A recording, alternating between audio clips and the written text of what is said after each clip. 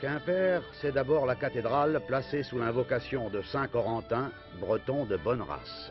Elle est visible de partout, d'où que vous veniez, elle vous fait signe, elle vous attire au creux des plus douces collines de Cornouailles. Et pourtant, le berceau de la ville, son église mère, c'est un rude édifice roman dans le faubourg de Locmaria. Mais voilà, entre les flèches gothiques qui ont un peu plus de 100 ans et présentent déjà la même patine que les fondements millénaires, s'érige un cavalier de granit. C'est le roi de la ville d'Is, Gralon le Grand, celui qui avait sa capitale à Quimper.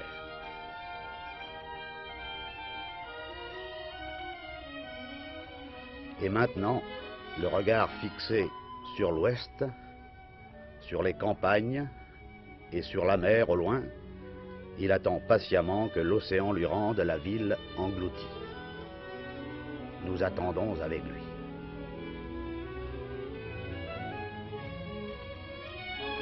À Quimper, la marée monte 2 fois par jour pour rejoindre la rivière Odette, grossie d'un autre cours d'eau, le Ster. L'endroit de la triple rencontre a donné son nom à la ville puisque le mot breton Quimper signifie confluent.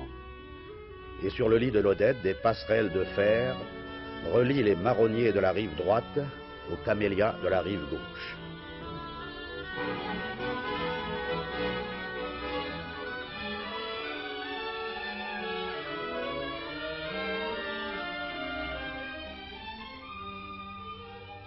La vieille ville, anciennement close, récèle de vieux logis. Telle cette maison des Cariatides où l'on conspirait sous la Ligue pour l'un ou l'autre parti, et des rues traverses, des venelles étroites aux noms pittoresques.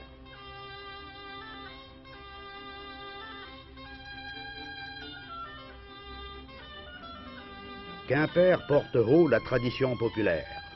Exactement 33 cm de dentelle pour la coiffe bigoudaine. Et il y a gros à parier que c'est ici que l'on verra frissonner sous le ciel les derniers grands pavois, les derniers grands habillements de tête qui furent la gloire de notre civilisation paysanne.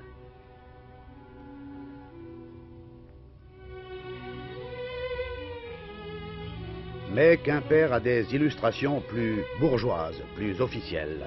Ici naquit Jean-Élie Fréron, le redoutable polémiste qui tint en échec Voltaire lui-même.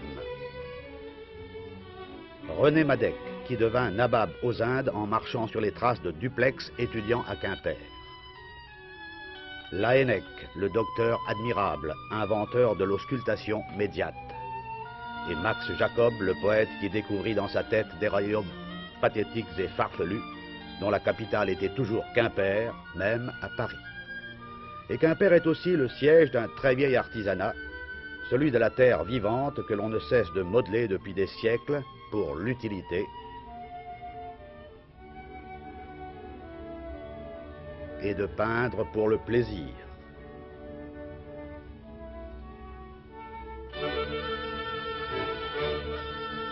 De peindre sur des références populaires que l'on retrouvera symbolisées dans des bijoux d'or et d'argent. Et Quimper est encore une ville où l'on parle breton, que la Cornouaille bretonnante assiège de toutes parts. Ici flambent dans les cœurs et grondent sous l'os des crânes les fidélités historiques et les passions sans cesse renouvelées par les problèmes du jour. Enfin, à Quimper, bon souffle ne saurait mentir, et il n'est pas besoin du nombre des années pour s'emparer d'une bombarde.